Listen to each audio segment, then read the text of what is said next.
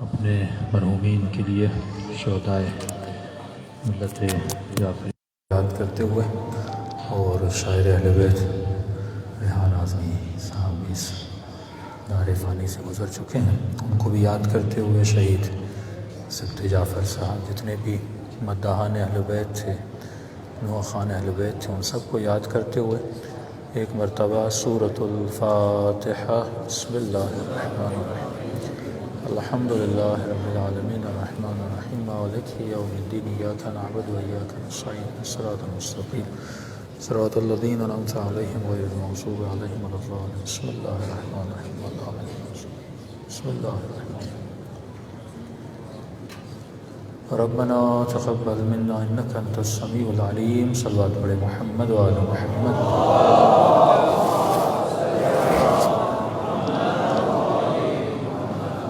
بسم اللہ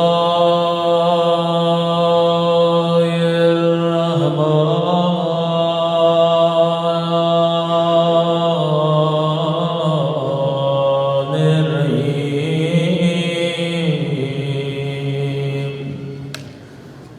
الحمد للہ رب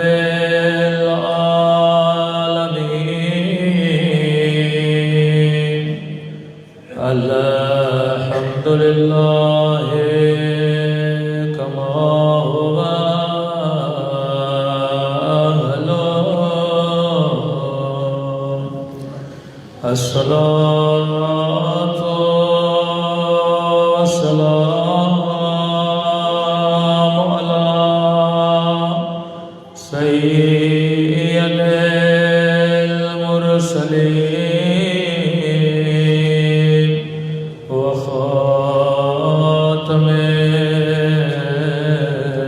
النبيين أبي القاسم محمد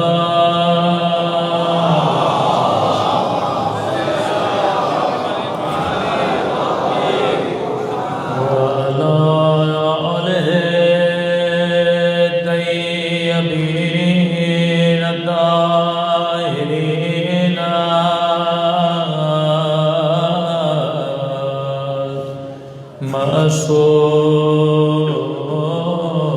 معصومین۔ سب مل کے دعا سرکار امام زمان۔ اللہم کل ولیک وجلیل الحسن صلواتک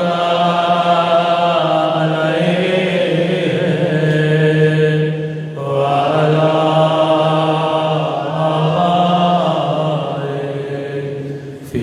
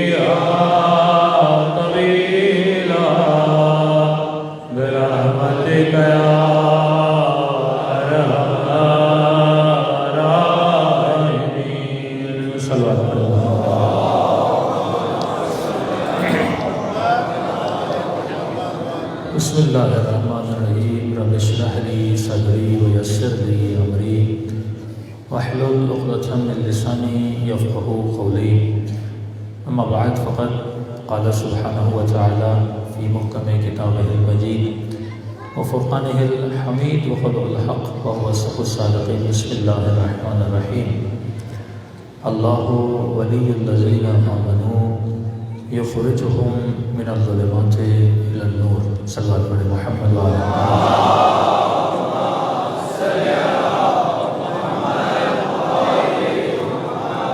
دعا ہے پروردگار عالم ہم سب کی عبادتوں کو اپنی بارگاہ میں قبول فرما دے اور جس ہدف زندگی اور مقصد حیات کی وجہ سے یہ مجالس رکھی جاتی ہیں ان مقاصد میں بھی ہم سب کو کامیابی عطا فرمانے۔ انسان یہ سوچتا رہا کہ اپنے زور بازو سے ہر چیز کو منوا لے گا، کبھی طاقت کے دھوس پر، کبھی زور بازو کی وجہ سے، جیسے گھروں میں بڑے بچوں کو باتیں منوا لیتے ہیں کیونکہ طاقت ہے، پاور ہے، ایج میں بڑے ہیں تو بچہ بھی مان جاتا ہے کیونکہ وہ ضعیف ہے، طاقتور نہیں ہے۔ کبھی کبھی انسان سمجھتا ہے کہ میں اپنی آواز کے زور پر اپنی بات کو منوا لوں گا، کہ برِ صغیر میں یہ ہوتا رہا کہ لوگوں نے اپنی خطابت کے زور پر چیخ چیخ کر اور یہ سمجھتے رہے کہ ہم اپنا موقف منوا لیں گے، لیکن یہ وہ زمانہ نہیں ہے کہ آپ چیخو، آپ دھاڑو اور آپ کہو کہ اگلا بندہ میری بات کو مان جائے۔ نہ چیخ چیخ کر کسی کو کافر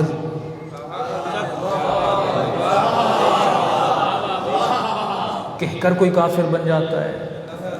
اب یہ چیخ چاہے میری طرف سے ہو یا اس کی طرف سے ہو، نہ خطابت کے جوش میں آ کر میں کسی کو فاسق بنا سکتا ہوں، نہ کافر بنا سکتا ہوں۔ یہ زمانہ شعور کا زمانہ ہے، یہ زمانہ فکر کا زمانہ ہے، یہ زمانہ عقل کا زمانہ ہے۔ کہ پچھلے سال میں نے ایک جملہ کہا تھا کہ جب یہ ریلیاں نکلیں اور کافر کافر، شیعہ کافر کے نعرے لگے تو کئی ایسے جوان آتے ہیں مولانا سے پوچھتے، مولانا ہمیں غصہ آ رہا ہے۔ میں نے کہا کیوں آ رہا ہے غصہ؟ کہ اتنی ریلیاں نکل کر ہمیں کافر کہا جا رہا ہے۔ میں نے کہا قرآن کی آیت ہے اذا خاطبہم، جب جاہل تجھ سے مخاطب ہو قالوا سلاما، جب تمہارا مقابلہ جاہلوں سے ہو تو خاموشی اختیار کرو۔ یہ نہیں کہ 10,000 لوگ باہر آ جائیں اور ان کے جلوس سے کوئی کافر بن جائے، اور ایسا بھی نہیں کہ ہم 20,000 کا مجمع نکال کے محرموں میں کسی کو کافر بنا دیں۔ دونوں طرف سے یہ پاسبل نہیں ہے۔ تو میں نے اس جوان کو ٹھنڈا کرنے کے لیے میں نے اسے ایک بات کہی ہے، میں نے کہا یہ بات بتاؤ، اگر تم کسی کے گھر میں جاؤ اور اس گھر کے اندر ایک پنجرا ہو، اس پنجرے کے اندر ایک طوطا ہو، اور وہ طوطا کہے کافر کافر، شیعہ کافر، تو میں نے کہا طوطے پہ غصہ کرو گے؟ کہ نہیں مولانا طوطے پہ کیسا غصہ؟ میں نے کہا کیوں؟ کہ کیونکہ یہ جو کہہ رہا ہے سمجھ نہیں رہا۔ یہ وہی کہتا ہے جو اسے سکھایا جاتا ہے۔ میں نے کہا یہ بھی جو کہہ رہے ہیں سمجھ نہیں رہے، وہی کہہ رہے ہیں جو انہیں پڑھایا جاتا ہے۔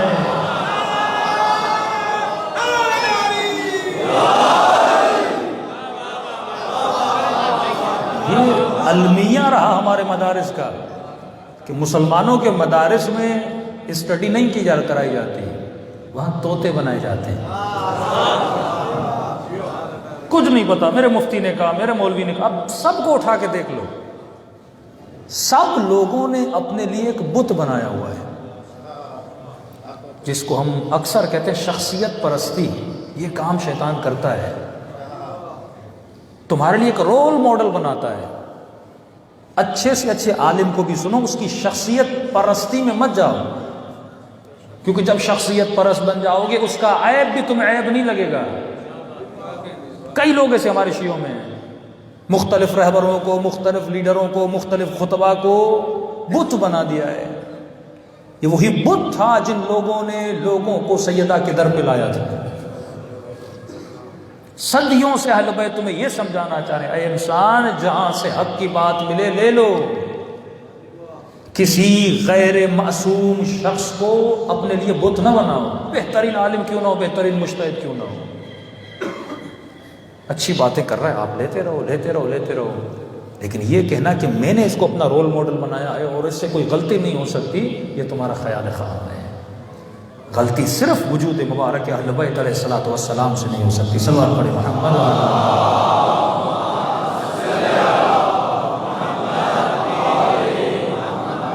وعجل فرجهم. کل میں نے بڑی تفصیل سے آپ کو سمجھایا کہ اگر کسی انسان کو مجھے پہچاننا ہے تو مجھے اس کی شخصیت کے بارے میں کچھ نہ کچھ پڑھنا پڑے گا. مولانا ضمیر اختر صاحب جب ٹی وی پر گئے تو مد مقابل دوسرے مکتب کے، میں اس مکتب کو مکتب خلفاء کہتا ہوں اور اس مکتب کو مکتب اہل بیت کہتا ہوں. تو مکتب خلفاء کے کسی شخص نے کہا کہ آپ ہماری محافل میں آئیے، ہم آپ کی محافل میں آتے ہیں، ہم آ کے حضرت علی کے فضائل پڑھتے ہیں، آپ آئیے اور ہماری محافل میں ہمارے بڑوں کے فضائل پڑھیں. تو مناظرے میں ہمیشہ دو جواب ہوتے ہیں، ایک جواب ہوتا ہے حلی، ایک جواب ہوتا ہے نقضی. حلی جواب یہ ہوتا ہے اگر سوال قرآن سے کیا جائے تو جواب قرآن سے دیا جائے. نقضی جواب یہ ہوتا ہے کہ اگر اس نے سوال کیا ہے تو اس کا جواب بھی سوال سے دو. تو زیادہ تر مناظرے میں نقضی جوابات دیے جاتے ہیں. جو ضمیر اختر صاحب نے دیا وہ ایک نقضی جواب تھا، لیکن اس کا حلی جواب بھی تھا کہ کوئی بات نہیں، آپ بھی مجالس رکھیے، ہم بھی آتے ہیں اور آپ کے بڑوں کے بارے میں پڑھتے ہیں. جب ہم پڑھنا شروع کریں گے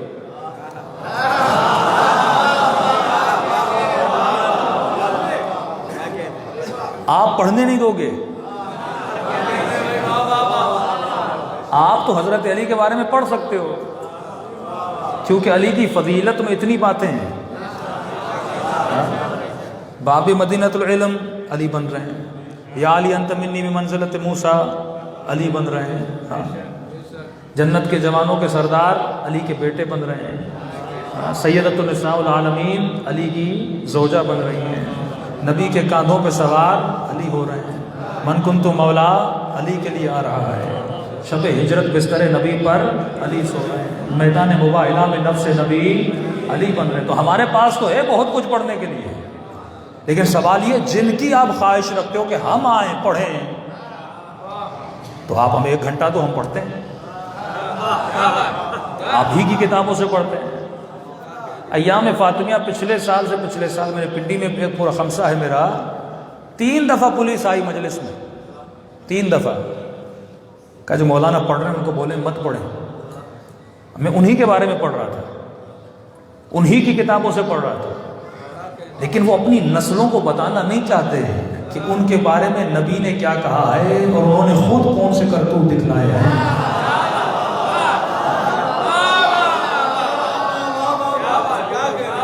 میرا مقصد یہ ہے کہ دھاڑے مارنے سے کچھ نہیں ہوتا، اور یہ روش ممبر سے ختم ہونی چاہیے. اگر میں سیدہ کے قاتل کو دھاڑے مار کے جذبات خطابت میں آ کر کافر بھی بنا دوں، یہ راہ اور روش صحیح نہیں ہے. کیونکہ آپ غصے میں اور دھاڑے مار کے جوش خطابت میں سے کافر بنا دو گے اور وہ بھی کل جلوس نکال کے آپ کو کافر کہیں گے. ہم کسی نتیجے پہ نہیں پہنچیں گے. ہمیں اس ٹاپک کو چھیڑنا چاہیے جس ٹاپک سے ہمیں فائدہ ہو. اور دشمن اتنا تیز تھا جس کی شارپنس کو ہم لوگوں نے نہیں سمجھا. ہمارے قدیم علماء ممبروں پر جس ٹاپک پہ سب سے زیادہ گفتگو کرتے تھے وہ ٹاپک خلافت کا ٹاپک ہوتا تھا. ہمارے شاعر، ہمارے مشاعرے، آپ دیکھیں گے قدیم شاعری، قدیم خطابت، سارا جو مین محور ہوتا تھا وہ خلافت ہوتا تھا. اور اس خلافت کے ٹاپک پر شیعوں کو اتنی گرفت ہے وہ آپ کا مقابلہ نہیں کر سکتے. لیکن اگر شہادت سیدہ پہ اگر آپ آ جائیں گے، آپ ان کی کتابوں سے ثابت نہیں کر سکتے کیفیت شہادت، دروازے کا گرنا، جناب محسن کا سخت ہونا، ان ڈیٹیل آپ ان کی کتابوں سے ثابت نہیں کر سکتے۔ کافی ایسی چیزیں ہیں جو ہمارے اپنے مصادر سے ان کے مصادر میں نہیں ہیں، لیکن ایک ٹاپک اگر آپ اس کو چھیڑیں اور اس پہ عاقلانہ عالمانہ بیٹھ کے گفتگو کی جائے، انہی کی کتابوں سے، انہی کے مصادر سے اتنی چیزیں وہاں پر بیان کی گئی ہیں، اور واللہ اگر کوئی شخص بغیر تعصب کے وہ پڑھے، وہ فوراً مکتبہ امامت کے اندر داخل ہو جائے۔ اس کے لیے کتاب ہے، میں تمام جوانوں کو اگر زندگی میں 5 مرتبہ بھی پڑھو تو کم ہے۔ علماء نے محنت کی ہے، ہمارے بزرگوں نے محنت کی ہے، کیوں ان چیزوں کو نہیں لایا جاتا؟ کل میں نے کہا کہ کمیونزم اگر بڑھا تو 20,000 کے قریب اسٹڈی سرکل ہوتے تھے جاپان میں کمیونزم کو بڑھانے کے لیے۔ آپ یونیورسٹی میں جاتے ہو، اپنے دوستوں میں بیٹھتے ہو، اسٹڈی سرکل بناؤ، اس سرکل میں بیٹھ کر ایک ٹاپک پہ گفتگو کرو۔ بھائی آپ اپنے مصادر و منابع سے لوجیکلی، عقلاً، قرآن آ کے بات کرو، ہم بھی بات کرتے، کسی نہ کسی نتیجے پہ تو پہنچیں گے نا۔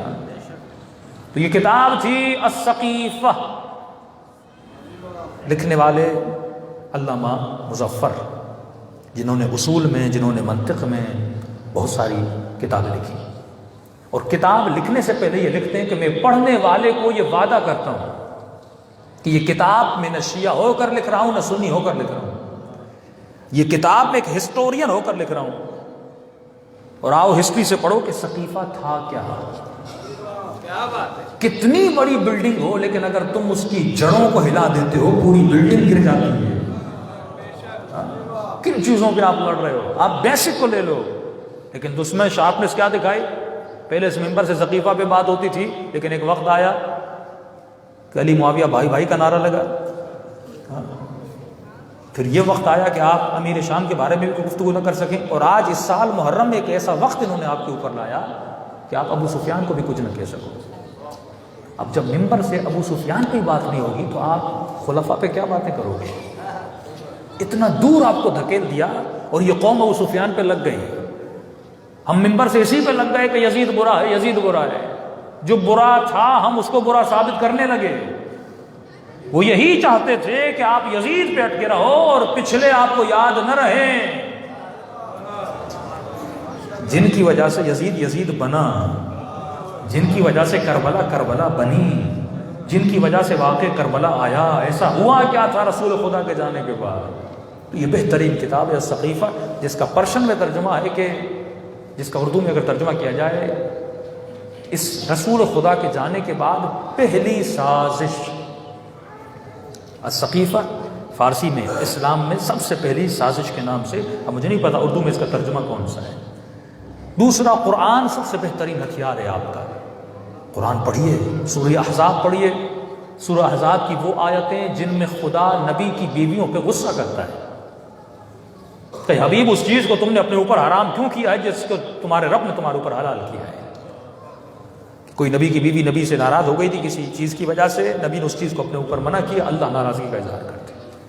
دوسرا فرماتے ہیں کہ اے نبی کی بیویوں، اگر یہ نبی چاہے تو تمہیں طلاق دے سکتا ہے، اور تم یہ سمجھتی ہو کہ اس کے پاس کمی ہے کسی اور کو اپنی زوجیت میں اختیار کرے۔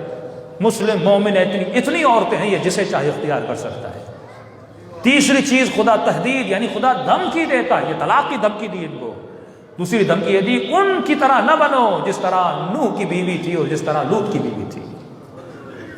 چوتھی چیز جو خدا نے بیان کی کہ تم نے اس راز کو فاش کیوں کیا جو نبی نے تمہیں بتایا تھا۔ ابن عباس نے جب جناب عمر سے پوچھا، خلیفہ ثانی کا دور تھا، اور کہا کہ میں آپ سے کچھ پوچھنا چاہتا ہوں قرآن کے بارے میں۔ کہا ابن عباس، اگر کوئی قرآن کی ایسی بات ہے جو مجھے پتا ہے مجھ سے پوچھو، ڈر کیوں رہے ہو؟ کیونکہ جناب عمر شارٹ ٹیمپر والے تھے، جلدی غصے میں آ جاتے تھے، تو ان کے غصے کی وجہ سے ابن عباس بھی ڈرتا تھا کوئی ایسا سوال کرو جس میں یہ غصے میں نہ جائے۔ تو میں آپ سے پوچھنا چاہتا تھا، سورہ احزاب کی وہ آیتیں نبی کی کن بیویوں کے بارے میں؟ اچھا، یہ جتنی بھی باتیں کر رہا ہوں یہ تمام اہل سنت کی کتابوں میں، مسلم میں، بخاری میں، مسند میں موجود ہیں۔ تو جناب عمر کہتے ہیں یہ 2 نبی کے ازواج کے بارے میں، ایک کا نام حفصہ ہے، دوسری کا نام جناب بی بی عائشہ ہے۔ راز کیا تھا جس راز کو انہوں نے فاش کیا تھا؟ جو بتانا نہیں تھا انہوں نے بتایا تھا۔ اچھا یہ تمام تر اہل سنت بتاتے ہیں کہ وہ راز کیا تھا، لیکن فرق یہ کہتے ہیں کہ نبی نے اپنی بیوی کو بشارت دی تھی، اس کو پازیٹو وے میں لیتے ہیں۔ ہم کہتے ہیں یہ بشارت نہیں تھی، اللہ کی دھمکی تھی، یعنی ایک ایسی چیز جو خدا نے اپنی بیوی کو بتایا اور بیوی نے بغیر اجازت کے اپنے والد کو جا کے بتا دیا۔ اور اللہ کا لہجہ سورہ تحریم پڑھیے، بہت سخت لہجہ ہے پروردگار عالم کا، اور اس لہجے میں خدا نے آج تک کسی سے بات نہیں کی۔ اور منافقین کی وہاں پہ نشانیاں بتائی گئی ہیں، دو نشانیاں منافقین، ایک وہ منافقین جو مدینے میں تھے نبی کے ساتھ، لیکن دوسری آیت میں فرمایا وہ منافقین من الاعراب، اعراب سے مراد عرب نہیں ہیں، یعنی وہ بادیہ نشین عرب، جو وہ مستضعف جنہوں نے اسلام کو سمجھا نہیں تھا لیکن مسلمان ہو گئے تھے۔ فرمایا یہ دو ایسے گروہ ہیں، ایک مدینے میں بیٹھے ہوئے منافق جو تمہاری صفوں کے اندر ہیں، دوسرے وہ منافق جو عرب ہے، بادیہ نشین ہیں، جو صحراؤں میں رہتے ہیں، جن کے پاس تمیز نہیں، جن کے پاس عقل نہیں، جنہوں نے شعور سے فکر سے اسلام کو تسلیم نہیں کیا۔ فرمایا یہ دو گروہ ایسے ہیں جن سے اسلام کو نقصان ہوگا۔ اور جب سیدہ کے گھر پہ حملہ کیا جا رہا تھا، مدینے کے لوگ اتنے نہیں تھے، یہ عرب کے بادیہ نشین بدو تھے جن کو لایا گیا تھا، اور لوگوں کا ایک ہجوم بنا، اور اس ہجوم میں سیدہ کے گھر پہ حملہ کیا گیا، اور حملہ اتنی تیزی سے کیا گیا کہ ایون مدینے والوں کو پتہ بھی نہ چلا کہ حملہ ہوا کہ نہیں ہوا۔ تو اس کے لیے مسلمان کو سقیفہ پڑھنا بہت ضروری ہے۔ اب سقیفے میں ہوا کیا، اس کتاب کو پڑھیے اور اپنے شیعہ بچوں کو، ہسٹری کو جب تک ہم نہیں پڑھیں گے تب تک ہمیں باتیں سمجھ میں نہیں آئیں گی۔ 11ویں امام کا زمانہ ہے، ایک مولا کے صحابی ہیں سعد بن عبداللہ اشعری،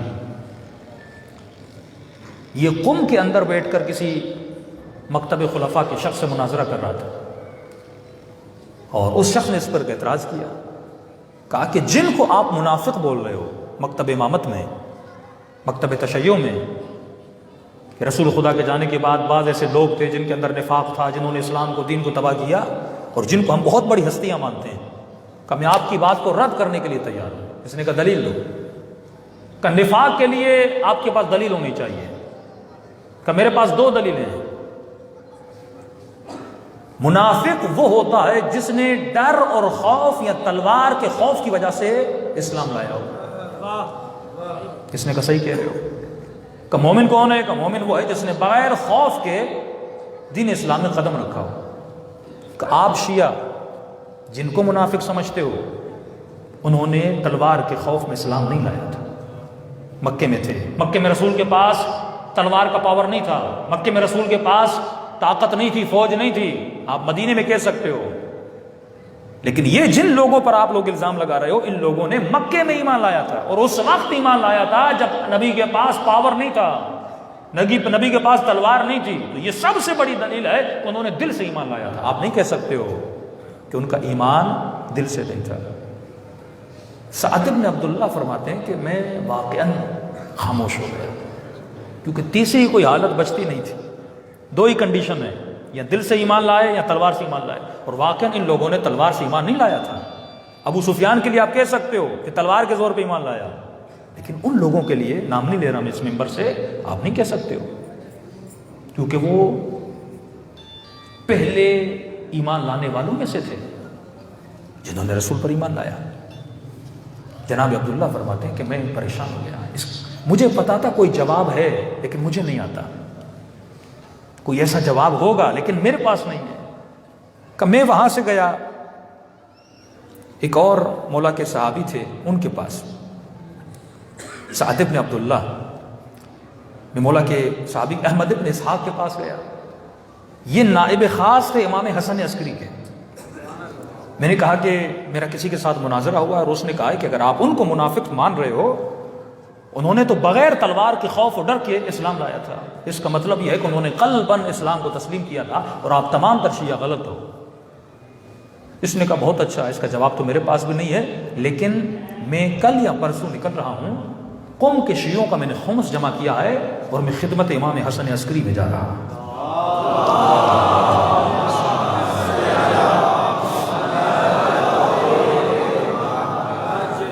اور اچھا، امام سے ملاقات بھی ہو جائے گی، تم اپنا سوال بھی پوچھ لینا کہتا ہے کہ سامان سفر باندھا اور ہم سامرہ پہنچے، قم سے سامرہ، اور جیسے پہنچے مولا کے گھر تشریف لے گئے۔ جیسے مولا کے گھر پہنچے تو ہم نے کیا دیکھا کہ امام کی گود میں ایک 5 سال کا بچہ ہے۔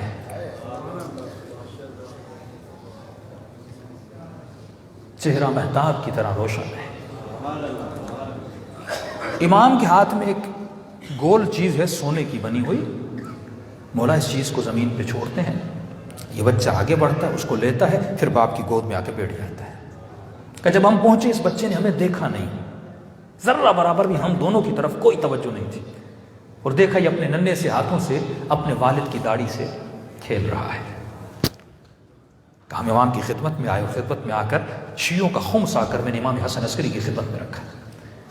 میں نے کہا مولا ہم قم سے آئے ہیں اور میں آپ کا نائب خاص ہوں، اور یہ قم کے مومنوں کا خمس آپ کی خدمت میں لے کر آیا ہوں۔ امام نے اس بچے کو کہا، ہم جانتے نہیں تھے یہ کون ہے، یہ گود میں بیٹھا ہوا ہے اور امام وقت کی داڑھی سے کھیل بھی رہا ہے، اور کبھی آگے کبھی پیچھے، نورانی چہرہ۔ امام نے اس بچے سے کہا کہ میرے لال میرے شیعوں کا خمس لے لے۔ تو ایک مرتبہ اس بچے نے امام حسن عسکری کو دیکھا اور کہا بابا میرا ہاتھ پاک ہے، میں کس طرح ایسا مال لوں جو حرام کی کمائی سے آیا ہوا ہے، میں کیسے اپنے پاک ہاتھ کو حرام مال میں ٹچ کروں؟ کہ اتنا کہنا تھا، اور امام نے احمد ابن اسحاق کو دیکھا، اس بچے نے، چھوٹے بچے نے کہا احمد ابن اسحاق، اس تھیلی میں فلاں شیعہ نے فلاں شیعہ نے فلاں شیعہ نے فلاں شیعہ نے تجھے خمس دیا ہے، میں یہ خمس ریسیو نہیں کر سکتا کیونکہ ان کی کمائی حرام کی ہے، اور حرام کمائی کا خمس بھی حرام ہوتا ہے۔ اس زمانے کے شیعوں کو کہہ رہے ہیں۔ کل کی مجلس میں نے شاید اشارہ کیا نا کہ جب وہ خاتون رسول کے پاس آئی اور کہنے لگی یا رسول اللہ یہ کھانا میں آپ کے لیے، میرے فرمایا حلال ہے کہ نہیں ہے؟ کہ یا رسول اللہ اپنی محنت سے کماتی ہوں، بازاروں میں جاتی ہوں، 10 فروشی کرتی ہوں، چیزیں جا کے مارکیٹ میں بیچتی ہوں۔ کہ تم محنت سے گئی ہے، حلال ہے، لیکن یہ بتا جب تم ان چیزوں کو بیچ رہی تھی اور مسجد سے اذان کی آواز آ رہی تھی، کیا تم نے اپنے کاروبار کو بند کیا اور مسجد میں گئی کہ نہیں گئی؟ کہ یا رسول اللہ نہیں، میں نے اپنے کام کو جاری رکھا تھا، میں نے بعد میں جا کے نماز پڑھی۔ فرمایا ہاں یہ حلال ہے پر طیب نہیں ہے۔ کئی مومن نے کہتے ہیں مولانا پوری زندگی میں نے بچوں کو حلال کھلایا، لیکن بچہ ایسا کیوں بنا؟ بھائی حلال کھلایا لیکن تم نے طیب نہیں کھلایا تھا۔ یعنی اگر 2 عقل ہیں، اس پہ میرا پورا اشرا ہے، عقل اکنومیکلی عقل، کمانے والی عقل، دوسری عقل ہے بچانے والی عقل۔ کس چیز کو؟ آخرت کو بچانے۔ مومن وہ ہے جس کے پاس عقل معاش بھی ہو، یعنی کمانے والی عقل بھی ہو، اور اس کے پاس عقل معاد بھی ہو، قیامت کو بچانے والی عقل بھی ہو۔ اچھے بزنس مین بنو، اچھے تاجر بنو، بہترین جاب پہ چلے جاؤ، بہترین گھر لو، یہ تمہارا حق ہے۔ یہ کمانے والی عقل شیعہ کے پاس ہونی چاہیے۔ شیعہ وہ نہیں کہ صرف گھر میں بیٹھا رہے اور مسلح پہ نہیں، دونوں عقل اس کے پاس ہونی چاہیے۔ بہترین رزق کی تلاش میں بھی جاؤ، لیکن جب تلاش میں نکلو تو بچانے والی عقل کو بھی رکھنا، کہیں ایسا نہ ہو کمپلیٹ کمانے کے پیچھے چلا جائے اور اللہ کی مسجد کو بھول جائے۔ یہ ڈیوریشن آف ٹائم۔ اب حلالن طیبن طاہرہ، تیسری منزل کون سی ہے؟ وہ اگلی منزل ہے، یعنی رزق حلال بھی ہو، اور جب رزق کما رہے ہو اللہ کے احکام کی اطاعت بھی کرو، بیچ میں مسجد بھی جاؤ، کسی بندے کی مدد بھی کرو۔ اب یہ ہو گیا طیب۔ تیسری منزل ہے طاہرہ۔ انما یرید اللہ لیذھب عنکم الرجس اہل البیت ویطہرکم تطہیرا۔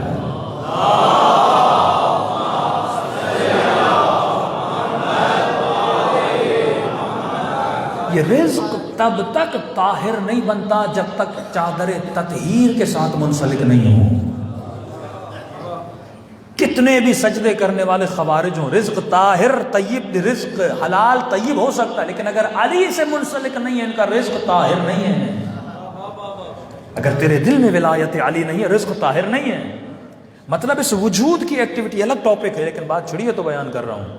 مثال کے طور پہ آپ صبح 7 بجے اپنی جاب پہ جاتے ہو، اب اتنی دیر سے مجلس سنو گے تو جاب پہ تو جانا 7 بجے مشکل ہی ہوگا، لیکن اگر کوئی 7 بجے جاب پہ جائے، اب اس کے آفس اور اس کے درمیان فار ایگزامپل 2 آورز کا فاصلہ ہے، اب یہ کس رزق کی تلاش میں جا رہا ہے؟ رزق حلال کی تلاش میں جا رہا ہے، ایک حلال رزق محنت کشی کر رہا ہے اور بچوں کے لیے کمانے جا رہا ہے. لیکن اس بٹوین دا 2 hours، اس 2 گھنٹے کے بیچ میں جب یہ جا رہا ہے، اگر گاڑی میں گانا سن رہا ہے، اگر کسی نامحرم سے باتیں کر رہا ہے، اگر روڈ پہ کسی نامحرم کو دیکھ رہا ہے، کسی خاتون کو دیکھ کے مسکرا رہا ہے، اب رزق حلال کی تلاش میں تو جا رہا ہے، لیکن یہ طاہر نہیں ہے، یہ پاک نہیں ہے، یہ خود نجس ہے، اس کی آنکھیں نجس ہیں، اس کے ہاتھ نجس ہو چکے ہیں. تو جب تک خود کو پاک نہیں کرو گے اس رزق میں 3 کوالٹیاں نہیں آئیں گی، حلال بھی ہو، طیب، اور جب یہ تینوں کوالٹیاں آ گئی تو میں نے کل بھی عرض کیا تھا، پھر ایسی گودوں سے عباس جیسے بچے پیدا ہوتے ہیں. جس ماں کو خمینی جب پیدا ہوئے تو ان کی والدہ کا دودھ سوکھ گیا تھا. خمین میں انہوں نے بہت ڈھونڈا کہ ایسی دائی مل جائے جو بچے کو دودھ پلائے. جب ایک خاتون ملی تو انہوں نے اس پہ شرط رکھی، کہ جب بھی میرے بچے کو دودھ پلاؤ گی تو وضو کی حالت میں دودھ پلاؤ گی، ایک دن بھی تیرا ایسا نہ ہو کہ بچوں کو دودھ پلاؤ. یہ اثرات ہوتے ہیں آپ کے بچوں پر. خواتین کیوں اپنی اولادوں کو ضائع کرتی ہیں؟ اگر وجود پاک ہوگا، پاک رزق پاک و طاہر کما کے لائے گا، ماں بھی اپنا کردار ایسا بنائے گی، پھر آپ دیکھیے آپ کے بچے شہید سبط جعفر جیسے بچے بنیں گے. صلوات پڑھے محمد وآل محمد.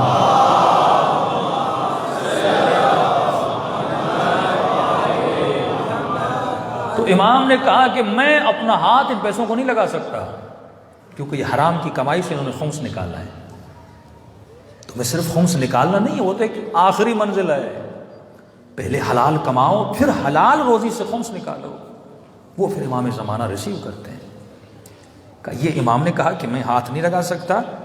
کہتا ہے کہ اس کے بعد سعد، جس کے ذہن میں یہ سوال تھا، کہ ایک مرتبہ اس 5 سال کے بچے نے مجھے دیکھا، کہا سعد ابن عبداللہ اشعری، جب تم اس سے مناظرہ کر رہے تھے کیوں اسے جواب نہیں دے پائے؟ کہ فوراً متوجہ، بچے کو کیسے پتا؟ کہا تیسری صورت بھی ہے جو تمہارے ذہن میں نہیں تھی.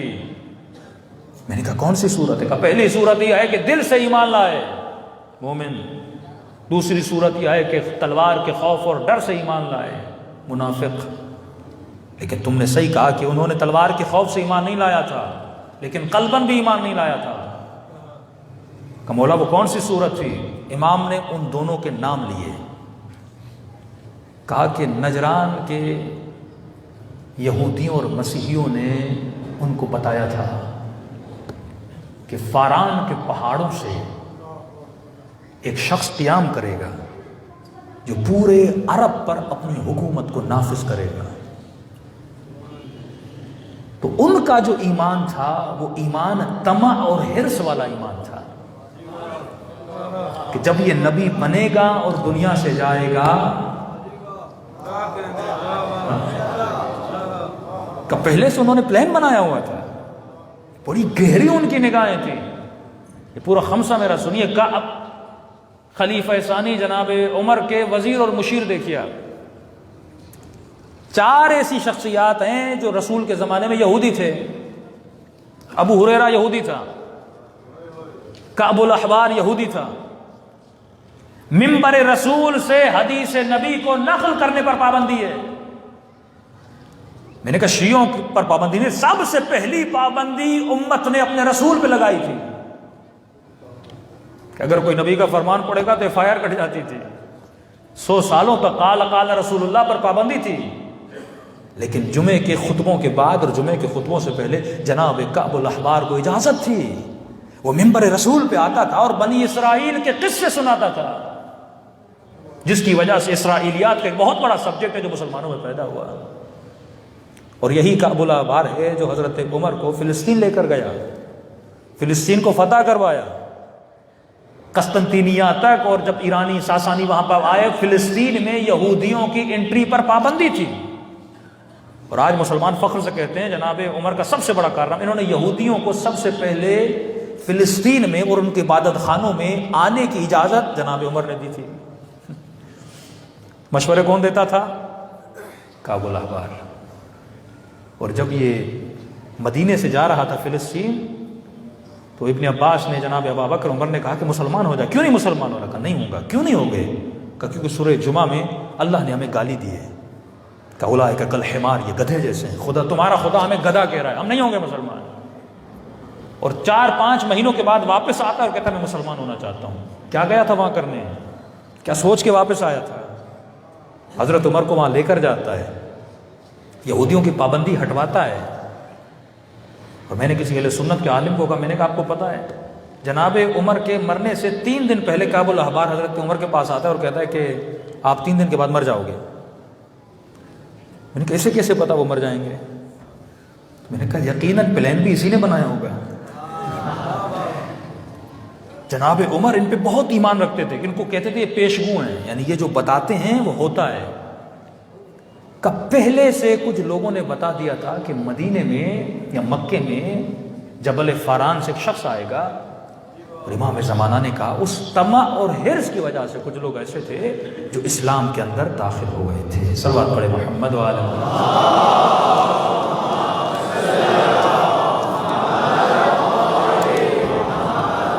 صدیوں تک ہم سقیفہ پڑھتے رہے ہیں، صدیوں تک ہم کربلا آپ کو سناتے رہے ہیں. وجہ کیا ہے کربلا کے سنانے کی؟ وجہ کیا ہے سیدہ کی شہادت کو سنانے؟ ہر سال آپ آتے ہو سیم شہادت سنتے ہو چلے جاتے ہو، ہر سال آتے ہو سیم خیبر سیم خندق. وجہ کیا ہے؟ اور یہی کام خدا قرآن میں کر رہا ہے. وہی سورہ بقرہ، وہی سورہ یوسف، وہی سورہ بنی اسرائیل، وہی سورہ آل عمران، وہی سورہ مریم. اتنے قصے خدا بار بار تمہیں کیوں سنا رہا ہے؟ تبھی معصوم نے فرمایا نہ قرآن قصوں کی کتاب ہے، لآیات لأولی الالباب، تاریخ پڑھ اور تاریخ سے سیکھ، جو صفات ان کے اندر تھی کہیں تیرے اندر نہ آ جائیں. وہ بھی تیری طرح مسلمان تھے، وہ بھی کلمہ گو تھے، لیکن ایسا کیا ہوا تاریخ اسلام میں کہ جو علی کے ساتھ کھڑا ہے وہی زبیر جنگ جمل میں کھڑا ہے؟ ایسا کیا ہوا کہ جو صحابی نبی کے ساتھ ایک مسلح پر ایک صف میں کھڑے ہیں لیکن وہی ایک دوسروں کے گلے کاٹ رہے ہیں؟ وہی ابو ذر جس کی نبی فرمائے کہ ابو ذر کی گواہی اتنی بڑی ہے، میں نے کہا زمین نے ابو ذر سے سچا شخص نہیں دیکھا. اسی ابو ذر کو مدینے سے نکالا جاتا ہے، اسی عمار کو مارا جاتا ہے، اسی علی کو مسجد میں شہید کر دیا جاتا ہے، اسی نبی کے نواسوں کو کربلا کے میدان میں گھوڑوں کی سموں کے نیچے اس کے جسم کو پامال کیا جاتا ہے. تاریخ اسی لیے کہ پڑھو، آسمان سے اترے ہوئے لوگ نہیں تھے، شیطان کی کوکھ سے پیدا ہوئے انسان نہیں تھے، تمہاری طرح میری طرح انسان تھے، لیکن ایسا کیا ہوا کہ یہ بدل گئے؟ کل میں نے پرسوں کی شمر اس لیے شمر بنا کیونکہ حسین کے مقابلے میں آیا. آج کے شمر زیادہ تمہیں نظر نہیں آ رہے کیونکہ ان کے مقابلے میں کوئی حسین نہیں ہے. اگر آج کے شمر کے مقابلے میں بھی حسین ہو تو وہ شمر بھی تجھے بڑا نظر آئے. ٹرمپ کیوں بدنام ہوا؟ کہ اس نے قاسم سلیمانی کو مارا تھا. امریکہ کا کوئی بھی پریزیڈنٹ اتنا شقی نہیں آپ کو، حالانکہ سب شقی تھے، لیکن جب تم کسی عظیم انسان کو مارتے ہو تبھی تمہاری اسفل السافلین کا درجہ معلوم ہوتا ہے کہ تو کتنا بدکار و بدتر ہے. فرمایا اس دن سے ڈرو، خوش نصیب ہو کہ تمہارے مقابلے میں کوئی حسین نہیں ہے. یہاں تم ایک مولانا کے مقابلے میں آ جاتے ہو، ایک مولوی کو گالی دے دیتے ہو. آج کا ناداں کسی مجتہد کو گالی دیتا ہے، اپنی جہالت میں کسی سید کو برا بھلا کہتا ہے. ہمیں چھوٹا نظر آ رہا ہے. فرمایا یہی جہالت اگر تیرے وجود میں رہی تو اگر اس زمانے میں ہوتا تو اپنے امام کو بھی گالی دیتا، کیونکہ تو جاہل ہے. یہ جہالت اس سے کروا رہی ہے، لوگوں کو نہیں پتا. لوگ یہ سمجھ رہے ہیں چھوٹا گناہ کریں، نہیں، اللہ کی نگاہ میں کوئی گناہ چھوٹا نہیں ہوتا. میں نے کہا نا ایک مسکراہٹ کسی نامحرم کو بڑا گناہ ہے یا زنا بڑا گناہ ہے؟ آپ سب کہیں گے مولانا زنا بڑا گناہ ہے، لیکن کتامہ کی ایک مسکراہٹ نے ابن ملجم ولی کا قاتل بنا دیا تھا. کبھی کبھی میرا چھوٹا سا عمل اس کی انتہا بڑی خطرناک ہوتی ہے. جو پہلا گنہگار تھا اہل بیت کا وہ کون تھا؟ سقیفے کے بپا ہونے میں کن کی غلطیاں تھیں، کس وجہ سے تھیں؟ اس کے پیچھے انسان کی اپنی صفات چھپی ہوئی ہیں. انہی صفات سے اہل بیت میں پاک کرنے آئے. فرما اگر یہ وجود پاک ہو جائے تمہاری ایکٹیویٹیز پاک ہو جائیں گی. سقیفہ مکے والوں کی جگہ کا نام نہیں ہے، اور یہ ظلم ہے ہمارے دوسرے مسلمانوں کے جوانوں پر. ہم تو اپنے ممبر سے لوگوں کو نالج دیتے ہیں تاریخ اس لیے بتاتے ہیں. آپ کسی مسجد میں کسی جگہ سے آپ کسی بیچارے اہل سنت کے جوان کو پکڑیے اور پوچھیے سقیفہ کیا ہے، کہ کہا مجھے نہیں پتا. وہ علم کے دشمن ہیں. ان کو پتا ہے کہ ہم نے اس کو نالج دی. بھائی ایک محمد علی انجینئر اور مرزا نے کیا کیا ہے، ایک چھوٹا سا کمرہ یوٹیوب کا چینل کھول رکھا ہے، ملین فالوور کیوں ہیں؟ اس کا مطلب عوام علم کی طالبہ ہے. مفتی نہیں چاہتا اسے پتا چلے، مولوی نہیں چاہتا. کیوں؟ کیونکہ اس کا اپنا دربار، اس کی اپنی بازار خراب ہو جائے گی. یہ شیعوں میں جو آپ جھگڑے دیکھ رہے ہو، ذاکر اور مولوی کا جھگڑا، ہاں، ذاکروں کا ٹولہ، علماء کا ٹولہ، صاحب امامہ کا ٹولہ، جناح کیپوں کا ٹولہ، یہ کیوں بنتے ہیں ٹولے؟ ان کو پتہ ہے مولوی آ گئے تو ہمارا بازار ٹھنڈا پڑ جائے گا. ہم نے اتنے صدیوں سے اپنا مجمع بنایا ہوا ہے، ہمیں بلاتے ہیں، پورا کمرشلزم ہے نا، ایک پورا بزنس ہے. پھر مولوی چھا جائیں گے. تو یہ ایک دوسرے سے احساس خطر کرتے ہیں، خطرہ محسوس ہوتا ہے ان کو.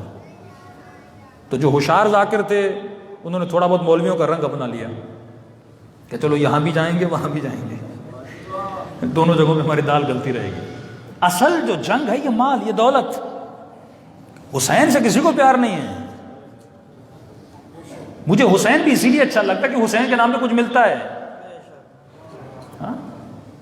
جب کمرشلزم، جب مٹیریلزم انسان کے وجود میں آ جائے، یہی جنگ تھی، یہی تاریخ سے جنگیں چلتی آ رہی ہیں. فرعون کی کیا دشمنی ہے موسیٰ سے، نمرود کی کیا دشمنی ہے ابراہیم سے، ان لوگوں کی کیا دشمنی علی سے، امیر شام کی کیا دشمنی علی بن ابی طالب سے. تخت، حکومت، پیسہ، شہرت، مال، یہی وہ چیزیں ہیں جس نے انسان کو تباہ و برباد کر دیا. سقیفہ ایک ایسی جگہ ہے جو مقام تھا، بیٹھک تھی. سقیفہ ایک بیٹھک ہے جس کو کہتے ہیں صاحباں. ایک ایسی بیٹھک تھی مہاجرین کی نہیں، انصار کی.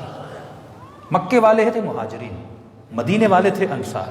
یہ ان کی بیٹھک تھی. جس طرح یہاں کی انجمن، وہاں کی انجمن، وہاں کی انجمن، کراچی میں کوئی فیصلہ ہوتا ہے تو بیٹھکیں ہوتی ہیں. اب نیکسٹ لیڈر کون ہوگا، نیکسٹ رہبر کون ہوگا. تو انہوں نے بیٹھک لگائی. رسول خدا بیمار ہیں اور رسول کا انتقال ہو گیا. روز بٹھاتے تھے. ان کو یہ خوف تھا کہ ہمارے اوپر قریش میں سے کوئی مسلط نہ ہو جائے. تو انہوں نے بیٹھک لگائی. جس بیٹھک میں دو لوگ تھے، امید بن عزید جو رہبر تھے، دو قبیلے تھے، اوس و خزرج. اوس کے جو رہبر تھے وہ امید بن عزید، خزرج کے جو رہبر تھے وہ سعد بن عبادہ.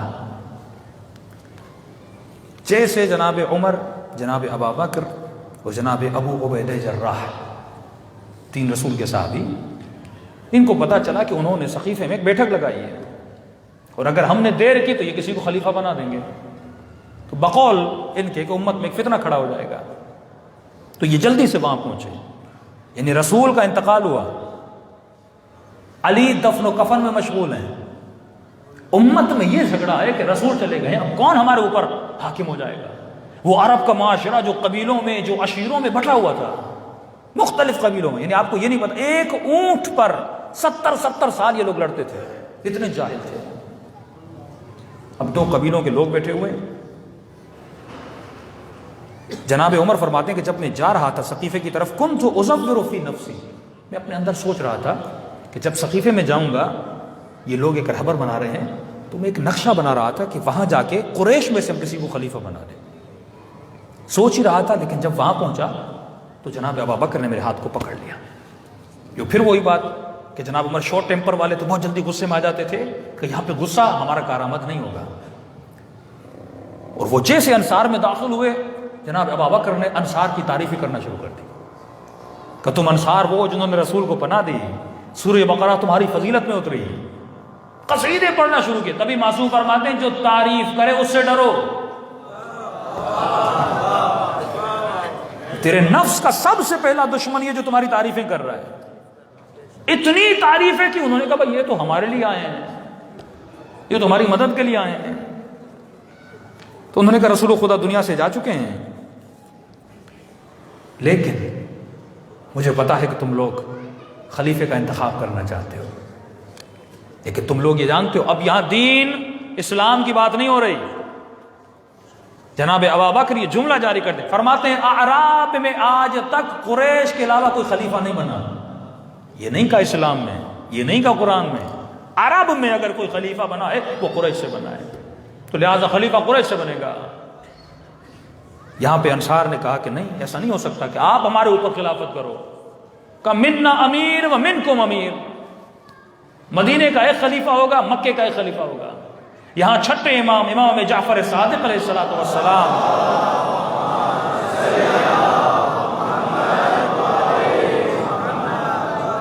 امام فرماتے ہیں اگر انصار یہ جملہ نہ کہتے تو علی خلیفہ بن جاتے. حصول انصار کا تھا کہ 72 دن نہیں گزرے تھے، علی کے ہاتھوں پہ جا کے بیعت کی تھی. مرد خاتون نے علی کے ہاتھوں پہ بیعت کی. 72 دن رسول کو نہیں گزرے تھے، لیکن بھول گئے اپنے قبیلے کے تعصب میں، کیونکہ علی بھی آئیں گے تو علی کہاں سے ہوں گے؟ قریش سے ہوں گے، علی انصار سے تو نہیں ہے. کہ منا امیر منکم امیر. اب یہ جملہ کہنا تھا. کبھی کبھی ایسا ہوتا ہے آپ کوئی علمی بحث چل رہی ہوتی ہے اور اس میں ایسا جملہ کہہ دیتے ہو جو فضول جملہ ہوتا ہے، تو ایسا ہوتا ہے آپ گیند اگلے کی گراؤنڈ میں ڈال دیتے ہو. یہ کہنا تھا جناب ابو بکر جی، یہ تو پھنس گئے کہ یہ کیسے ممکن ہے کہ عرب میں 2 حاکم ہوں؟ حاکم ایک ہوتا ہے، یہ عقل کے خلاف ہے. لو کان فیہما آلۃ الا اللہ، اگر خدا بھی تو ہو تو کائنات نہیں چلتی. عرب میں 2 حاکم کیسے ہو سکتے ہیں؟ کہ میرے پاس نبی کی حدیث ہے، خلفاء من قریش، میرے خلفاء قریش سے ہوں گے، اور صحیح حدیث بھی پڑھ رہے تھے، لیکن وہ نہیں پڑھا. 12 خلیفہ، 12 نقیبہ، 12 خلیفے ہوں گے، 12 نقیب ہوں گے، سارے کے سارے قریش میں سے ہوں گے. یہ نہیں پڑھا کہ کلہم من قریش، سارے قریش سے ہوں گے. سب نے سنی ہوئی تھی، چپ ہو گئے کہ خلیفہ تو قریش سے ہوگا. یہاں جناب ابو بکر نے کہا کہ عمر میرے سامنے ہیں، ابو عبیدہ جرح میرے سامنے ہیں، میں ان کے ہاتھوں میں بیعت کرنے کے لیے تیار ہوں. یہاں جناب عمر آگے بڑھے. انہوں نے کہا نہیں، آپ عمر میں بڑے ہیں، آپ کے ہوتے ہوئے ہمارے ہاتھ پہ کیسے بیعت ہو سکتی ہے؟ پہلے سے سب کچھ طے تھا. آگے بڑھے اور انہوں نے جناب ابو بکر کے ہاتھ پہ بیعت کی. یہاں میرے چھٹے امام فرماتے ہیں اب بھی اگر انصار بیعت نہ کرتے تب بھی کوئی خلیفہ نہ بنتا. اصل قصور تھا انصار کا. کہ مولا وہ کیسے؟ فرمایا ایک نفس کی بیماری نے امت کو 72 ٹکڑوں میں بدل دیا. کہ مولا کون سی نفس کی؟ فرمایا حسد. نفاق کی سب سے بڑی صفت جو ہے 4 صفات میں سے ایک صفت حسد ہے. کہ مولا کس کا حسد؟ فرمایا اوس و خزرج کا آپس میں جو حسد تھا. خزرج کا ریس تھا سعد بن عبادہ، اوس کا جو ہیڈ تھا عمید بن عزید. کہ یہ اس سے جلتا تھا.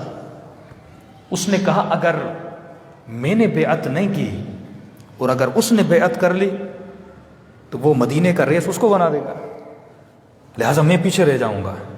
تو اس نے سب سے آگے بڑھ کے کہا پہلے بیعت میں کر دیتا ہوں تاکہ وہ قبیلہ پیچھے رہ جائے. صرف اس قبیلے کو مات دینے کے لیے یہ آگے بڑھا اور اس نے جناب ابو بکر کے ہاتھوں میں بیعت کر دی. اور جیسے بیعت کی اب پورا گیم حضرت عمر کے ہاتھ میں آ گیا. انہوں نے فوراً کہا آدھی خلیفۃ رسول اللہ، اور سعد بن عبادہ لوگوں کے پاؤں کے نیچے آ گیا. جھگڑا ہو گیا وہاں پہ کہ بس خلیفہ ہو گیا، ایک قبیلے نے ہمارے ساتھ بیعت کر لی، اب جو نہیں کرے گا زور کا تلوار، دھوس کا تلوار. ایک مرتبہ باہر نکلے اور ان کو اپنے کاندھوں پہ اٹھایا اور گلیوں سے گزرے، روڈوں سے گزرے. کہا خلیفۃ اللہ، یہ اللہ کا خلیفہ ہے، با یا خلیفۃ اللہ، سب آؤ اور اللہ کے خلیفے کی، رسول کے خلیفے کی کیا کرو؟ بیعت کرو. اب امام فرماتے یہاں پہ انہوں نے اعراب بادیہ نشینوں کو جمع کیا جو نہ اسلام جانتے تھے، کچھ بھی نہیں جانتے تھے. مولا علی کو خبر پہنچی، جناب زبیر کو پتہ چلا، جناب ابازر کو پتہ چلا، اور علی نے جناب ابا بکر کو بلایا تھا اور پیغام دیا تھا صحیح بخاری میں کہ آنا تو اکیلے آنا، عمر کو ساتھ لے کر نہیں آنا. کیوں؟ پتہ تھا یہ فوراً غصے میں آ جاتا ہے. کہ میرے پاس آنا تو اکیلے آنا. آئے اور حضرت علی نے کہا کہ میں جنازے میں مشغول تھا، دفن و کفن میں مشغول تھا، نبی کا کفن خشک تو ہونے دیتے، اتنی جلدی بھلا کیا تھی خلیفہ چننے کی. فرمایا سن کے جناب ابا بکر روئے تھے. یہ کلپ بھی موجود ہے محمد علی مرزا کا، اس پہ کمپلیٹ کلپ موجود ہے حوالے جات کے ساتھ. تو ایک حسد کی صفت نے پوری گیم کو کہاں سے کہاں بدل لیا. ایک مال کی محبت انسان کو قاتل علی بنا دیتی ہے. کہ مولا کہہ رہے ہیں تو جانتے ہو کہ میں تمہارے نبی کا نواسا ہوں، تم نے دیکھا تھا کہ نبی نے مجھے اپنے کاندھوں پہ سوار کیا تھا۔ نبی ممبر پہ خطبہ دے رہے ہیں، جمعے کا خطبہ دے رہے ہیں، فرمایا سد الباب، تمام کا دروازے بند کیے، صرف مولا علی کا دروازہ بند نہیں کیا تھا۔ یہ بچے گھر سے ڈائریکٹ مسجد میں آتے تھے، غالباً امام حسن امام حسین آئے، مولا کا پاؤں اپنے دامن میں پھسلا اور مولا زمین پر گرے، جیسے گرے رسول نے فوراً خطبے کو چھوڑا، دوڑے دوڑے نیچے گئے اور اپنے نواسوں کو اٹھایا، اپنے جھولی میں بٹھا لیا کہ تم نہیں جانتے میں کون ہوں؟ ابن سعد کو امام نے کہا کہ کیوں مجھ سے لڑ رہا ہے جبکہ تو میری فضیلت کو جانتا ہے، بچپن سے تو حسین کو جانتا ہے، نہ میں نے حلال خدا کو حرام کیا نہ حرام خدا کو حلال، کس بنیاد پہ تو مجھ سے لڑ رہا ہے؟ فرمایا کہ حسین اگر میں تیرا ساتھ دوں گا تو ابن زیاد میرا گھر لے لے گا۔ امام نے فرمایا مدینے میں میرا گھر ہے، وہ میں نے تجھے دیا۔ پھر بہانہ بنایا، حسین اگر میں تمہارا ساتھ دوں گا تو کوفے میں میرا بہت بڑا باغ ہے، وہ مجھ سے چھین لیا جائے گا۔ امام فرماتے ہیں مدینے میں میرے حسن کا باغ ہے، وہ میں تجھے دے دوں گا۔ کہا کہ حسین میرے بچوں کا کیا ہوگا؟ امام نے فرمایا میں ضمانت دیتا ہوں تیرے بچوں پہ آنچ بھی نہیں آئے گی، آ جا، یہ حق کا راستہ ہے۔ آخر میں شعر پڑھتا کہتا حسین تیری طرف آؤں گا تو جنت ملے گی، لیکن یزید کی طرف جاؤں گا تو رے کی حکومت ملے گی، ابھی جنت سے زیادہ رے کی حکومت مجھے میٹھی لگتی ہے، وہ میرے دل کی راحت ہے، میرے دل کی ٹھنڈک ہے۔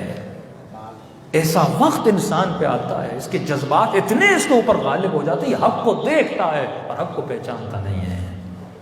تبھی فرمایا قد افلح من زکاہا وقد خواب من دساہا، کامیاب وہ انسان ہے جس نے اپنے نفس کا تزکیہ کیا۔ پیوریفائی کرو خود کو، جب تک پیوریفائی نہیں کرو گے یہ چھوٹی صفت آج تمہیں چھوٹی لگتی ہے کل بڑی ہو گئی، یہ تجھے اپنے امام کے مقابلے میں بھی لا کر کھڑی کر سکتی ہے۔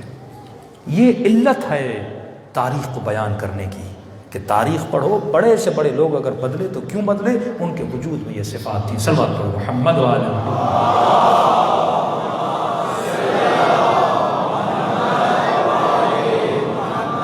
واجل فرجہ۔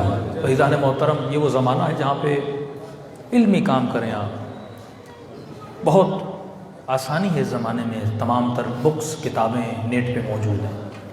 میں نے ایک فارمولہ دیا تھا ماہ رجب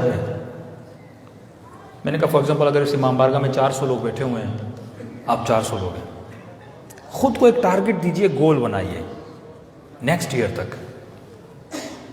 مثلا آج اگر 25-26 جنوری ہے، اگلے سال کی 25 جنوری تک خود کو ایک ٹارگٹ دیجئے کہ میں 10 لوگ نہیں، 15 لوگ نہیں، 20 لوگ نہیں، اگلے سال تک ایک بندے کو مولائی بناؤں گا۔ ایک بندہ، ایک بندے پہ محنت کریے بھائی، اب زیادہ کیوں خود کو پھیلا رہے ہو؟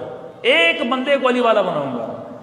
وہ اسٹوڈنٹ ہو سکتا ہے، وہ ڈرائیور ہو سکتا ہے، کوئی آپ کے پاس کوئی جاب کرنے والا ہو سکتا ہے، وہ گھر میں کوئی ماسی ہو سکتی ہے، جس کے پاس لاجک، ایک بندے پہ محنت کروں گا، اس کا رزلٹ پتہ ہے کیا ہوگا؟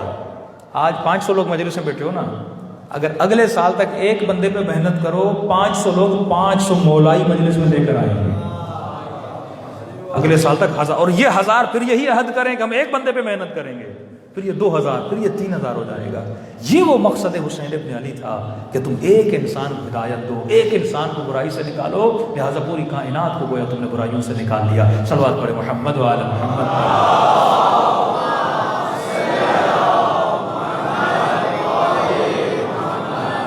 اس کام کے لیے آپ کو اپنی عقول کو مضبوط کیا، جب تک خود مضبوط نہیں ہوگے کسی اور کو میدان میں نہیں لا سکتے۔ ہاں، کراٹا بھی کسی کو سکھانا ہے پہلے اپنی باڈی کو مضبوط کرنا پڑتا ہے۔ اور کل میں نے کہا سب سے بڑا دشمن جو انسان کا ہے وہ نہ یزید ہے، وہ نہ شمر ہے، وہ نہ شیطان ہے۔ شیطان بھی اگر ہمارا بڑا دشمن بنا، کیوں بنا؟ کیونکہ وہ کچھ ہتھیار ایسے ہیں جن کو یوز کرتا ہے۔ سب سے بڑا دشمن ہے جوان تمہارا وہم ہے، یہ وہم ہے جو ڈر کو کریٹ کرتا ہے، یہ وہم ہے کبھی کسی چیز کے جانے کا ڈر، کبھی کسی چیز کے نہ آنے کا ڈر، کبھی کہتا ہے یہ کام کرو گے مال چھوٹ جائے گا، شہرت چلی جائے گی، یہ ہو جائے گا، تمام تر نقصانات تمہارے سامنے لاتا تم ڈر جاتے ہو۔ میں نے اس کی زندہ مثال دی تھی کہ اگر آپ کا اپنا والد، آپ کی اپنی بہن، آپ کا اپنا بھائی دنیا سے چلا جائے، آپ سب کو یقین ہے کہ مردہ نقصان نہیں دے سکتا، لیکن آپ کو کہا جائے کہ ایک رات اس مردے کے ساتھ سو جاؤ، آپ سو گے؟ یقین بھی ہے مردہ نقصان، لیکن وہم اتنا پاورفل ہے میں مردے کے ساتھ نہیں سوؤں گا۔ 1988 میں غالباً لمس یونیورسٹی جامشورو میں ایک واقعہ ہوا، اسٹوڈنٹس وہاں جمع ہوئے اور انہوں نے اعلان کیا کہ بھائی یہ جو ڈاکٹر بنتے ہیں تو یہ سارے پوسٹ مارٹم کرتے ہیں ڈیڈ باڈیز پہ، تو انہوں نے کہا کہ 1988 میں جو اس سرد خانے میں جائے جہاں ڈیڈ باڈیز پڑی ہوئی ہیں اور مردوں کے منہ میں لڈو ڈال کے آئے تو اس کو 500 روپے انعام ملے گا۔ تو بہادری بھی وہاں کرو جہاں تجھے یقین ہو تو بہادر ہے۔ مولا علی اگر میدان احد میں جا رہے تھے، علی کو یقین تھا میں لڑ پاؤں گا، وہ گئے تھے یقین نہیں تھا تبھی بھاگ گئے تھے۔ وہم غالب تھا ان کے اوپر۔ وہم کیا تھا؟ بس جنگ جیت گئے، بس رسول کو چھوڑ دو، مال لے لو۔ وہم کی حکومت تھی، لیکن علی پر عقل کی حکومت تھی۔ تو ایک لڑکا تھا، ڈرتا بھی تھا لیکن لالچی بھی تھا۔ یہ دو چیزیں ہیں نا جو انسان کو مرواتی ہیں۔ پہلے سوچو تیرے اندر اتنی پاور بھی ہے کہ نہیں ہے، طاقت بھی ہے کہ نہیں ہے بھائی۔ ہاں، ایک مجلس جذباتی سن کے میدان جہاد میں چلے جاؤ اور وہاں کچھ دیکھ کے پھر بھاگ کے واپس بھی آ جاؤ، فائدہ کیا ہے؟ پہلے وہ پوٹینشل اپنے اندر پیدا کرو، پہلے اندر اس عقل کو اتنا مضبوط کرو کہ تمہیں پتا ہو اگر وہم میرے اوپر حملہ کرے گا میں اسے لڑ سکتا ہوں۔ کہ میں نے اس کی زندہ مثال دی تھی، 1 گھنٹہ جنات کی باتیں کرو، 1 گھنٹہ 1 آور، ہمیں جن کیا ہوتا ہے، جن ایسا ہوتا ہے، جن ویسا ہوتا ہے، فلاں کو یہ کیا، فلاں کو وہ کیا۔ اب رات کو گھر جاؤ گے پورا دن نہیں آئے گی، تھوڑا پنکھا بھی ہلے گا فوراً میسج کیا آئے گا، دیر از اے جن، جن آ گیا ہے۔ یہ میسج کون دے رہا ہے؟ عقل نہیں دے رہا، وہ ہم دے رہا ہے۔ اب اتنا غالب آتا ہے، آپ کی پوری باڈی کو کنٹرول کرتا ہے، آپ کو ڈراتا ہے۔ یہ بیچاری خواتین بیچاری وہم میں گرفتار ہے، یہ تعویذ کا پتہ نہیں کس کس کا ڈر، یہ سارے ڈر کیوں؟ اس کو کیونکہ وہم غالب ہے، عقل غالب نہیں ہے۔ اب اس بیچارے جوان نے کہا میں ٹھیک ہے میں چلا جاتا ہوں، 500 روپے ملیں گے، لالچی تھا۔ کبھی کبھی یہ وہم آپ کا قاتل بھی بن جاتا ہے۔ تقویٰ کا سب سے بڑا فائدہ پتہ ہے کیا ہے؟ متقی انسان کا ول پاور مضبوط ہوتا ہے، اس کا اپنے مائنڈ پہ فل کنٹرول ہوتا ہے۔ تو جب مائنڈ پہ کنٹرول ہوتا ہے، یہ نہ انزائٹیا کا مریض ہوتا ہے نہ ڈپریشن کا۔ انزائٹیا، ڈپریشن، ڈس آرڈر، پینک، یہ کیا ہے؟ یعنی آپ کا مائنڈ آپ کے اختیار سے نکل جاتا ہے، یعنی کچھ ایسے آپ کام کرتے ہو جو آپ کے اختیار سے نہیں، اچانک آپ ہنستے ہو، اچانک آپ روتے ہو، آپ کو پتہ نہیں میں رو کیوں رہا ہوں، آپ کو پتہ نہیں میں ہنس کیوں رہا ہوں، اچانک آپ کو ڈر آ جاتا ہے، پینک آ جاتا ہے۔ کیوں آتا ہے؟ کیونکہ آپ کا مائنڈ آپ کے کنٹرول سے آؤٹ آف کنٹرول ہو جاتا ہے۔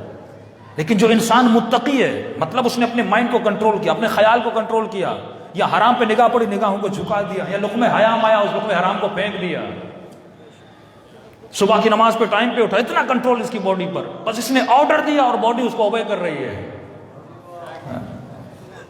تو اگر علی کی اطاعت میں آنا چاہتا ہے، پہلے بدن کو اپنی اطاعت میں لا، پھر تو علی کی اطاعت میں جا۔ جب یہ میری نہیں سنتا تو علی کی کیا سنے گا؟ تو لالچ میں آ گیا، کہ میں جاتا ہوں لڈو ڈال کے آتا ہوں۔ بیچارہ گیا، اب وہ بھی تو مفت میں 500 روپے دینے والے تھے نہیں۔ ان کمبختوں نے کیا کیا؟ مردوں کے بیچ میں زندہ سلا دیا۔ وہم دیکھیے، اگر عقل ہو تو انسان وہاں بھی نہیں ڈرے گا، اگر عقل ہو۔ اب یہ بیچارہ لڈو کا ڈبہ اٹھایا، ایک مردے کے منہ میں، دوسرے مردے کے منہ میں، تیسرے، اب جب زندہ کے منہ میں ڈالا، مردے کو کیا پتا لڈو کیا ہوتا ہے، کہ زندے کے تو پتا ہے لڈو کیا ہوتا ہے۔ اب یہ جیسے آگے بڑھا، اس نے کہا 1 لڈو اور 2، بس یہ کہنا تھا، اس نے کہا مردہ زندہ ہو گیا۔ اس بیچارے کو وہیں اٹیک آیا، مر گیا۔ لیکن اگر اس پر عقل حاکم ہوتا، فوراً میسج کیا آتا؟ یہ مردہ نہیں ہے، یہ زندہ ہے، جس کو میں نے چیرا، جس کو یہاں ڈیڈ باڈی کر کے، یہ زندہ، مردہ تو ہو ہی نہیں سکتا۔ لیکن فوراً جو آپ پر، کیونکہ اس وقت ڈر تھا، یعنی اب عقل کی حکومت نہیں ہے، ڈر کے جا رہا تھا، تو لہٰذا وہیں پر بیچارے کی کیا ہو گئی؟ موت ہو گئی۔ تو اگر وہم حاکم ہو تو تم یہ خودکشیاں یہ کیوں ہوتی ہیں معاشرے میں؟ کیونکہ انسان کے اوپر کیا غالب ہے؟ وہم غالب ہے۔ علی فرماتے ہیں آ جاؤ علی کے پاس، یہاں حکومت عقل ہے، آؤ ذرا کربلا کے میدان میں، ایک حر ملے گا جس نے وہم کو ٹھوکر ماری اور عقل کے دامن کو پکڑ دیا۔ ایک جون ملے گا جس کی عمر ہے 52 سال، 92 ایئرز اولڈ۔ آقا حسین کے پاس آتا ہے اور کہتے مولا مجھے اذن جہاد دیجیے۔ صحابہ کے ماننے والوں، یہ نبی کا بوڑھا صحابی تھا، سب سے پہلے یہ غلام تھا رسول کا۔ کہتے ہیں جناب ابو ذر نے رسول کو دیا، رسول کا انتقال ہوا تو یہ علی کا غلام بنا، جب علی دنیا سے گئے تو یہ حسن کا غلام بنا، جب حسن دنیا سے گئے یہ حسین کا غلام بنا۔ اب اتنا بوڑھا ہے کہ کہتے ہیں کہ اس کے ہاتھ لرز رہے تھے۔ آقا حسین مجھے اذن جہاد دیجیے۔ امام نے فرمایا کہ جون تم نے غلامی کا حق ادا کیا، میں نے تیرے سر سے جہاد کو بھی اٹھا لیا، اب اگر تو نہ بھی لڑے تو پھر بھی جنتی ہے، گارنٹیڈ جنتی ہے۔ کہ نہیں آقا مجھے لڑنا ہے، تو بوڑھا ہو گیا ہے، کمر جھک گئی ہے، کیا لڑے گا؟ جب اس نے اصرار کیا تو امام نے فرمایا جون میں نے تجھے آزاد کیا، اب تو میرا غلام نہیں ہے، اب تو زین العابدین کا غلام ہے۔ مولا کے خیمے میں آتا ہے، کہتے آقا آپ کے بابا تو اجازت نہیں دے رہے، میں حسین کو کچھ کہہ تو نہیں سکا، لیکن آقا میں آپ کو کہہ سکتا ہوں کیونکہ میں نے آپ کو بڑا کیا ہے، آپ میرے ہاتھوں میں کھیل کے جمع ہوئے ہیں۔ جون جب بابا نے آزاد کر دیا تو میں نے بھی آزاد کر دیا۔ کہ نہیں آقا، ایک جملہ کہا جون نے، بندہ معرفت کا جملہ تھا۔ کون سا جملہ؟ کہا آقا وہ دوست کیسا، وہ محب کیسا جو خوشیوں میں تو ساتھ ہو پر مصیبتوں میں ساتھ چھوڑ کے چلا جاتا ہے۔ جب اصرار کیا تو مولا زین العابدین نے سفارش کی۔ دو طرفہ محبت بتانا چاہ رہا ہوں۔ میدان میں گیا، لڑا، زمین پہ گرا۔ چند ایسے شہید ہیں جن کا سر مولا حسین نے اپنی گود میں لیا ہے، تمام اصحاب کا سر بھی گود میں نہیں لیا، تمام اہل بیت کے بھی سر گود میں نہیں لیا، ان میں سے ایک سر ہے جون کا۔ فرمایا جب گر رہا تھا تو یہ سوچ رہا تھا حسین آئیں گے کہ نہیں، کہ جیسے آنکھیں کھلی تو اس نے سر اپنے امام کی گود میں پایا، جس کے لیے میں نے زحمت دی کہ دیکھو اہل بیت کتنا پیار کرتے ہیں تم سے، یہ تم تصور نہیں کر سکتے۔ جب تم عاقلانہ قدم اٹھاتے ہو تو اہل بیت کا کردار اور اہل بیت کی محبت دیکھو۔ کہ جیسے جون نے اپنا سر آقا کی گود میں دیکھا، فوراً اپنا سر خاک کربلا پہ رکھ دیا۔ مولا میرا خون نجس ہے، آپ کا خون پاک ہے۔ مولا میرا رنگ کالا ہے، میرے بدن سے بو آتی ہے،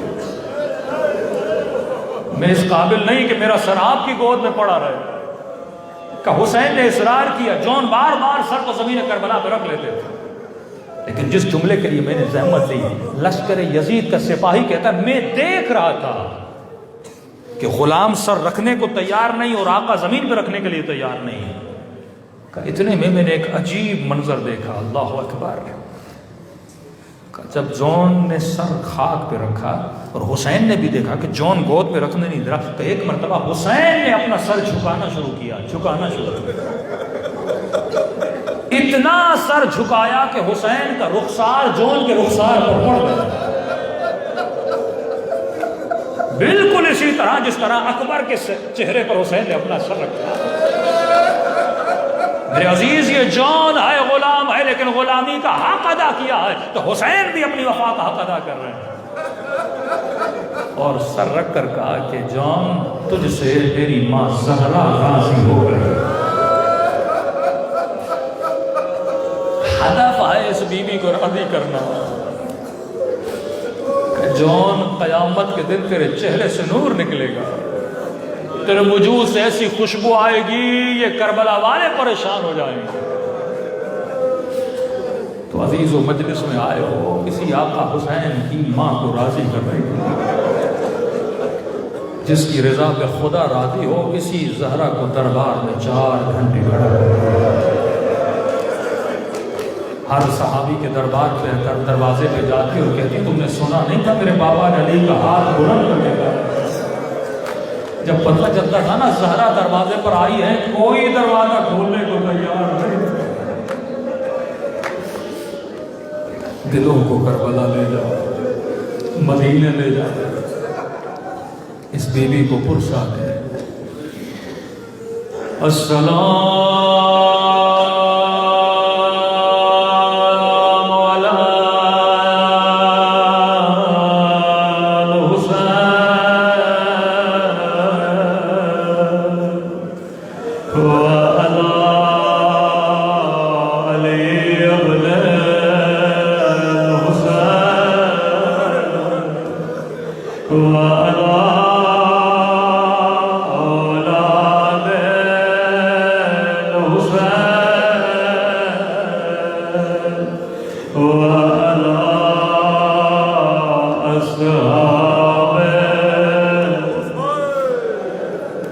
میرا سلام ہو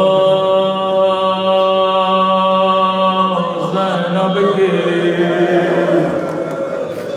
لٹی ہوئی چادر پہ،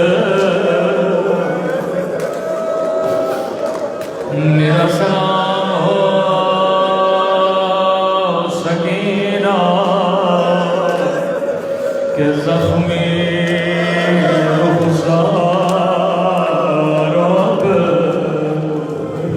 میرا سلام ہو علی اصغر کی خشک زبان پر، میرا سلام ہو ان خشک ہونٹوں پر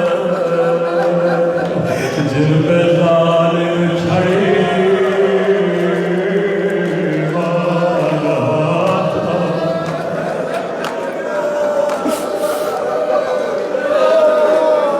یہ سارے سلام امام زمانہ کے سلام، فرمایا میرا سلام ہو کربلا کے اس شہید پہ، وہ جس کا گلا پیچھے سے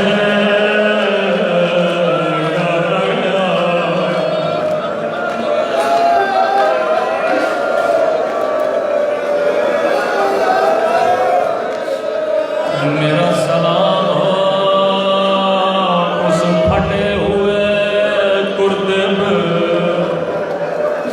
جسے زہرا نے سیا تھا اور زینب کو دیا تھا،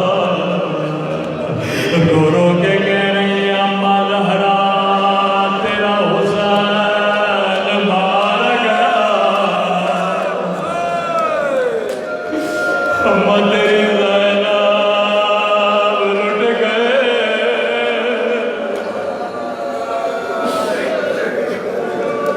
مجھے نہیں معلوم آج کی رات امام زہرا کہاں موجود ہے، مولا اگر رحمت نہ ہو تھوڑی دیر کے لیے ہماری محفل میں تشریف لائے، مومن آپ کو آپ کی دادی کا پرسا دے دے، اگر ہم کربلا میں ہوتے کبھی سکینہ کو دباتے نہ لگنے دیتے، پہلے اپنے بچوں کو قربان کر دے۔ آج اپنے دلوں کو مدینے لے کر چلو، آج اپنے وجود کو علی کے گھر میں لے کے چلو، ایک جلا ہوا دروازہ ہے۔ بی بی فضہ فرماتی ہیں جب بھی سیدہ کے کمرے میں جاتی تھی، بی بی کی نگاہیں چھت کی طرف ہوتی تھی۔ ان دنوں میں سیدہ نے کبھی اپنی کمر کو سیدھا نہیں کیا۔ میں نے کہا سیدہ کمر سیدھی کر، فضہ اب سانسیں درد بن گئی ہے، فضا میں سونا چاہتی ہوں، میں سانس لیتی ہوں، میری پسلیاں فضا میں تسبیح بھی نہیں پڑھ سکتی، میرا بازو بھی ٹوٹا ہوا ہے۔ فضا جلدی کرو، علی کو بلاؤ، مجھے کچھ وصیتیں کرنی ہیں۔ جیسے مولا کو پتا چلا دوڑے دوڑے گھر تشریف، سیدہ کے سامنے بیٹھے کہ سیدہ جانے کی باتیں نہ کرو، علی تیرے بعد کیا کرے گا؟ کہ یا علی میری وصیت ہے، علی جان غسلنی باللہ، مجھے رات میں غسل دینا، کفنی باللہ، رات میں کفن کرنا، علی دفنی باللہ، مجھے رات میں دفن کرنا، بی بی رات میں غسل کرے تاکہ ٹوٹی ہوئی پسلیاں نہ دیکھے، رات میں کفن کرے تاکہ علی زخم نہ دیکھے، لیکن سیدہ رات میں دفن کیوں کرے؟ سنو گے بی بی کی آواز آئے گی، علی میں نہیں چاہتی میرے جنازے میں وہ آئے، وہ جس نے مجھے دربار میں جھٹلایا تھا،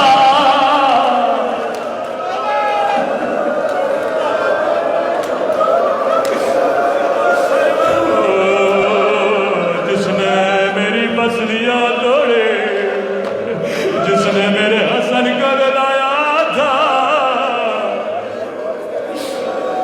علی میں نہیں چاہتی وہ میرے جنازے میں۔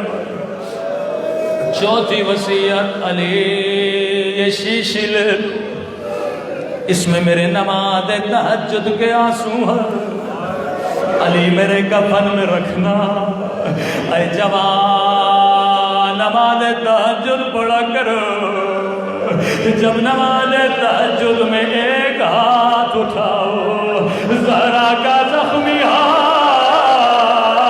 اپنے ذہن میں رکھنا،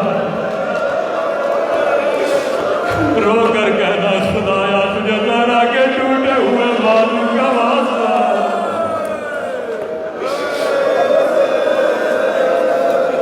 چھٹی وصیت کی علی جب میں چلی جاؤں، علی میرے بچے چھوٹے ہیں، میرا حسن چھوٹا ہے، میری زینب چھوٹی ہے، اور میرا حسین چھوٹا ہے، علی میرے جانے کے بعد شادی کر لینا، علی شادی کس سے کرنا؟ ام البنین سے۔ آج بھی ام البنین کی رات بھی ہے، زہرا ام البنین سے شادی کیوں کروں؟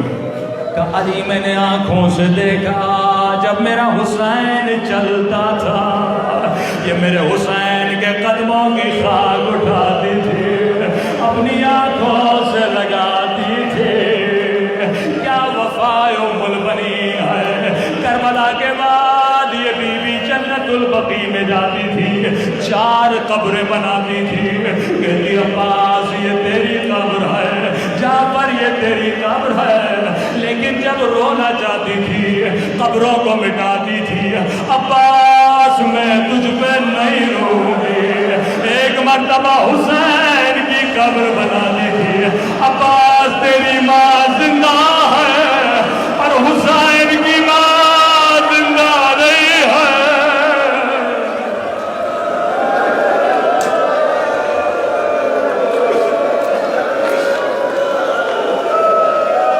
اتنی محبت ہے ام البنین، عباس تیری ماں زندہ ہے۔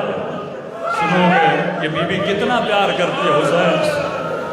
جب بشیر نے آواز دی مدینے والوں قد قتل الحسین، حسین مارا گیا، بی بی کے ہاتھ میں عصا ہے، مسجد کی دیوار کا سہارا لیا، کہ بشیر تو کس حسین کی بات کر رہا ہے؟ کہ کربلا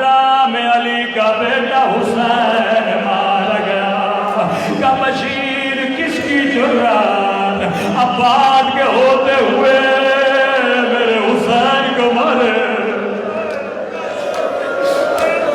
اب بشیر میں عباس کو نہیں بخشوں گی. اب بشیر کیسے بتائے؟ کبھی بھی عباس کے بازو کٹ گئے تھے،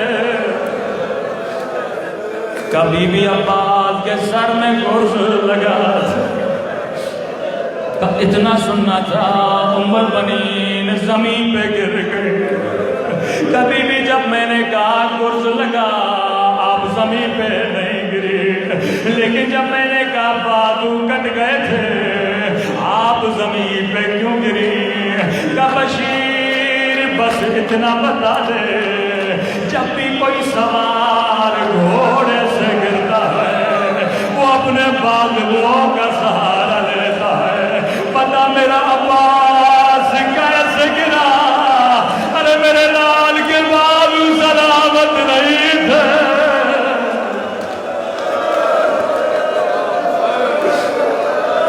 روتی ہوئی جنت البقیع سیدہ کی قبر پہ آئی، رو کے کہنے لگی ہے تو میرے رسول میں شرمندہ ہوں، اگر میرے عباس کے بازو سلامت ہوتے وہ کوئی حسین کو نہ مارتا.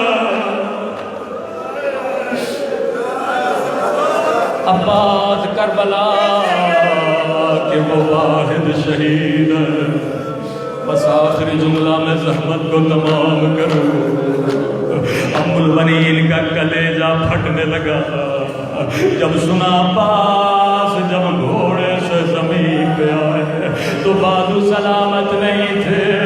غازی عباس کسی ذاکر کے خواب میں آئے، فرمایا ذاکر میں کربلا کا واحد شہید ہوں، جب گھوڑے سے گرا میرے بازو سلامت نہیں تھے.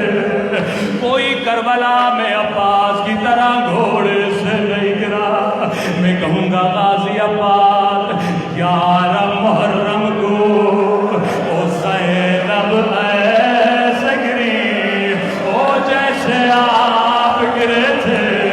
شاید کوئی بچہ کہے مولانا زینب کے تو بازو سلامت تھے، بلا عباس کی طرح کیسے گری؟ جواب میں نہیں دوں گا. زیارت الہیہ میں امام زمانہ فرماتے او میرا سلام ہو میری ان پھپھیوں پہ او جن کے ہاتھ ان کی گردنوں سے موت میں حسین.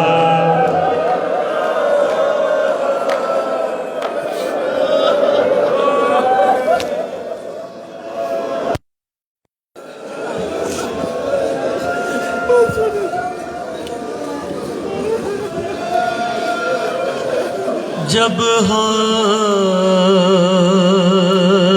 قلم ہو چکے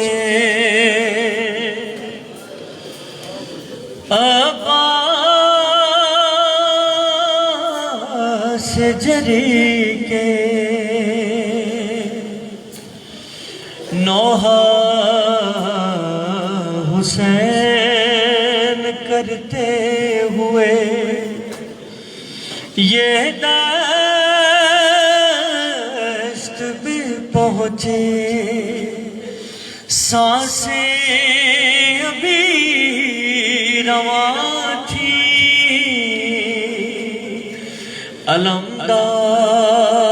علمدار یہ بولے محروم زیارت کا صدا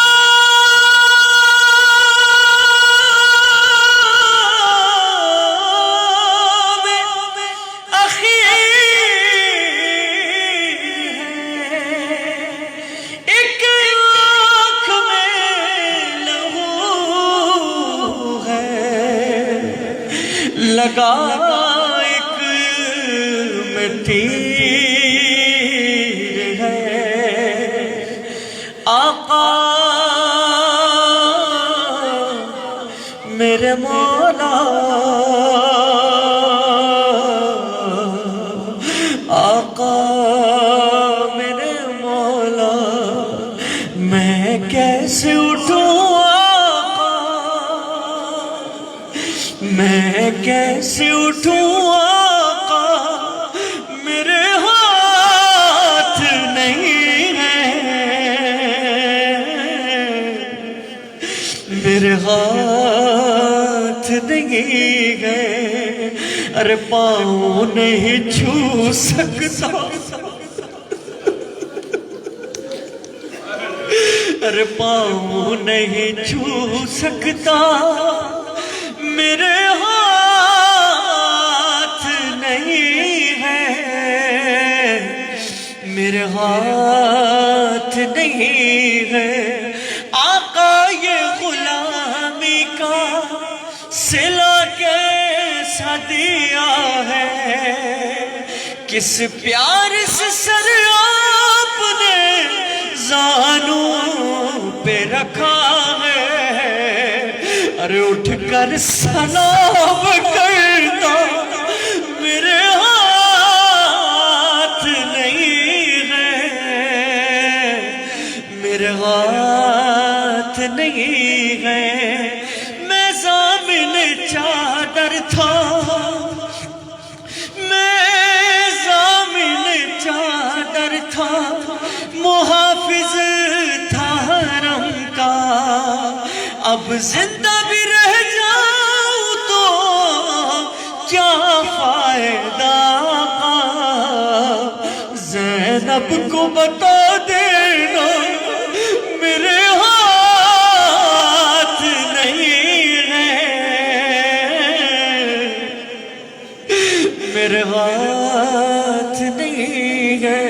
مولا حسین سے مولا غازی نے کچھ وصیت کی ہے، خاص و خاص جناب سکینہ کے لیے۔ پیغام میرا یہ ہے پائے والی سکینہ، پانی تو کجا نام بھی پانی کا نہ لینا، ارے میں تم سے ہوں شرمندہ، میرے ہاتھ نہیں ہے، میرے ہاتھ نہیں ہے۔ جب سے زمین کی طرح آنے لگا مولا، نہ کوئی مددگار تھا، نہ کوئی سہارا، اس وقت خیال آیا میرے ہاتھ نہیں ہے، میرے ہاتھ نہیں ہے۔ ہر مجلس میں ریحان بھائی کی صحت کے لیے دعا کرواتا تھا، آج دعا کرتا ہوں مولا ان کے درجات کو بلند فرمائے۔ یہ نوحہ غازی سرے مجلس جو رضا ہے، ریحان عزا کہتا ہے یہ معجزہ کیا ہے، یہ ہاتھ ہے غازی کا، میرے ہاتھ نہیں ہے، میرے ہاتھ نہیں ہے۔ مولا ان آنسوؤں کو جو آپ مومنین نے بہائے ہیں، شہزادی کے رومال کی زینت عنایت فرما۔ تعمیل حکم میں نوحے کے چند اشعار پیش کر رہا ہوں۔ ہر مجلس میں بڑی شہزادی اپنے بیٹے کا پرسہ لینے کے لیے آتی ہیں،